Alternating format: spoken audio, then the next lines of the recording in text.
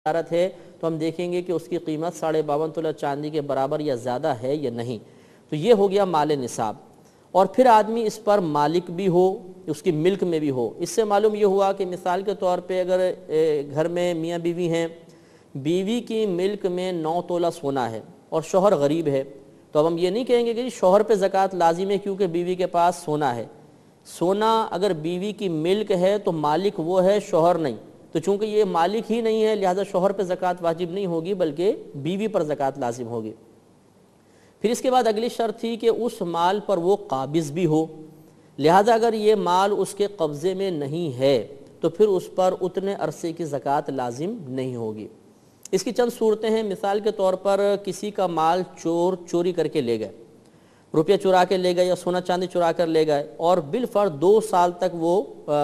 واپس نہ ملا، اور پھر 2 سال کے بعد پولیس نے پکڑ لیا اور بتایا بھی آپ کا سونا چاندی مل گیا ہے، تو ان 2 سال کی زکوٰۃ لازم نہیں ہوگی، اس لیے کہ یہ سونا چاندی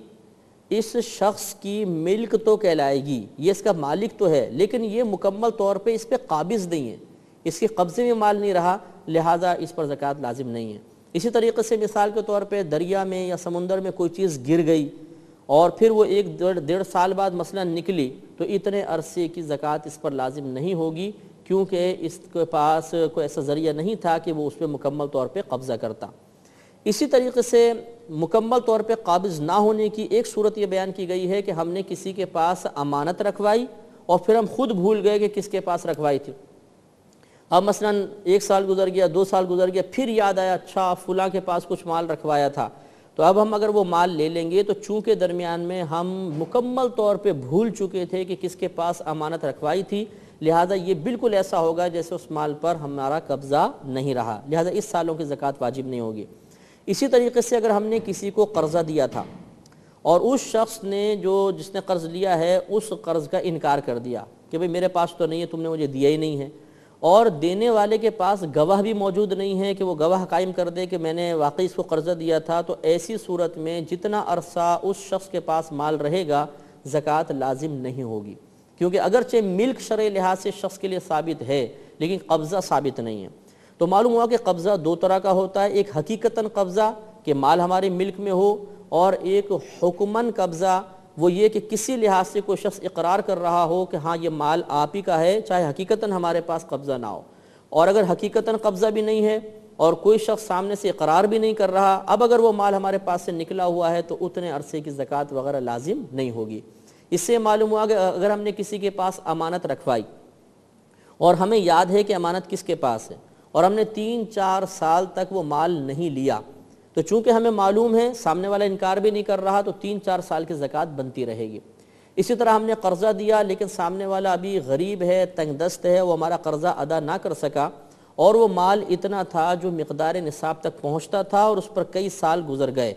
تو جب تک قبضے میں نہیں آئے گا اس وقت تک زکوٰۃ کی ادائیگی تو لازم نہیں ہوگی لیکن زکوٰۃ بنتی رہے گی، سال بسال بنتی رہے گی۔ جب وہ مال قبضے میں آ جائے گا اس کے بعد اس زکوٰۃ کی ادائیگی لازم ہوگی، لیکن چونکہ یہاں پر مکمل حقیقتاً قبضے میں آنے سے پہلے ہی حکماً قبضہ پایا جا رہا ہے کہ سامنے والا اقرار کر رہا ہے، لہذا زکوٰۃ بنتی تو رہے گی، ادائیگی اس کی اس وقت لازم ہوتی ہے جب حقیقتاً ہمیں قبضہ حاصل ہو جاتا ہے۔ ایک بات یہ بھی یاد رکھیں کہ بسا اوقات ہم کسی سے قرضہ لیتے ہیں، سامنے والا شخص کہتا ہے کہ آپ بطور ضمانت اپنا کچھ مال میرے پاس رکھوائیں تاکہ اگر آپ قرضہ ادا نہیں کر سکے تو میں آپ کی وہ چیز بیچ کر اپنا قرضہ وصول کر لوں، اس معاملے کو رہن کہتے ہیں۔ تو بعض اوقات ہم چیز رہن رکھوا دیتے ہیں، یعنی قرضہ لیتے ہیں اور بطور ضمانت کوئی شے رکھوا دی، یہ جو شے رکھوائی ہے اس کو مرہون شے کہتے ہیں، مرہون۔ تو یاد رکھیں کہ مرہون شے کی زکوٰۃ نہ رکھوانے والے پر ہے نہ اس رکھنے والے پر ہے، چاہے کئی سال گزر جائیں، شے مرہون پر زکوٰۃ لازم نہیں ہوتی، زکوٰۃ بنتی ہی نہیں ہے، لہذا اگر 2 سال 3 سال 4 سال تک وہ کسی کی ملک میں رہی پھر اس مالک نے واپس لے لی، قبضہ کر لیا، تو 3-4 سال کی زکوٰۃ نہیں بنے گی۔ اور ایسا بھی نہیں ہے کہ ہم یہ کہیں کہ اب مال چھڑا لیا ہے آپ نے، یہ مال آپ کے قبضے میں آ گیا تو سال بسال زکوٰۃ بنتی رہی ہے اب ادا کر دیں، نہیں، وہ زکوٰۃ بنے گی ہی نہیں۔ ایک مسئلہ یہ بھی یاد رکھیں کہ بسا اوقات ایسا ہوتا ہے کہ ہم کچھ جیسے تجار حضرات ہوتے ہیں، بزنس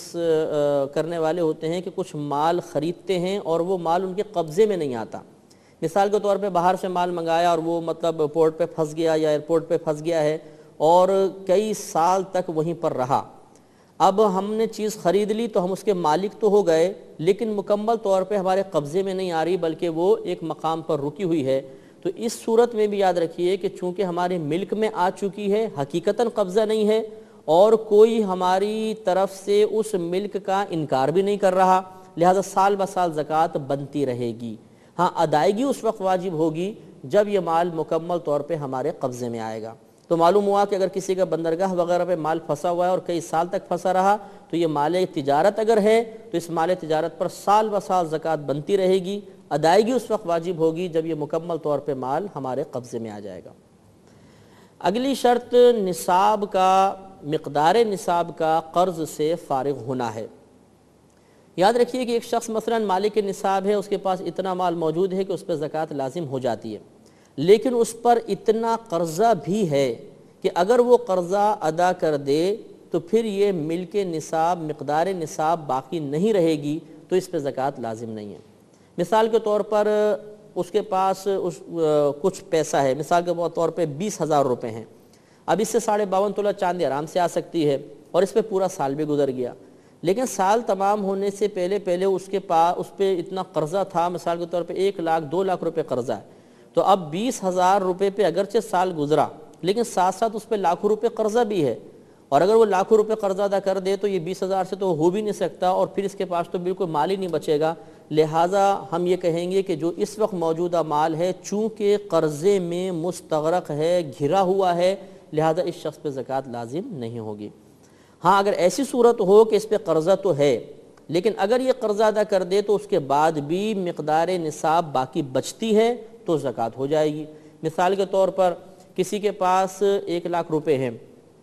اس پہ سال گزرا اور اس کے اوپر 25,000 روپے قرضہ ہے. اب سال گزر جانے کے بعد اگر اس 1 لاکھ میں سے بالفرض 25,000 نکال بھی دیتا ہے تو پھر بھی 75,000 بچے تو اس کے پاس ملک نصاب تو پھر بھی، مقدار نصاب تو پھر بھی بچ گئی، اس کو ملک نصاب حاصل ہے، لہٰذا اس پر زکوٰۃ لازم ہو جائے گی. اب چونکہ ہمارے پروگرام کا وقت تقریباً ختم ہو چکا ہے تو انشاءاللہ تعالی بقیہ شرائط پر اور اس کے بعد بقیہ مسائل پر آئندہ پروگرام میں ہم کلام کریں گے. اس وقت تک کے لیے اجازت مرحمت فرمائیں. وآخر دعوانا ان الحمد للہ رب العالمین.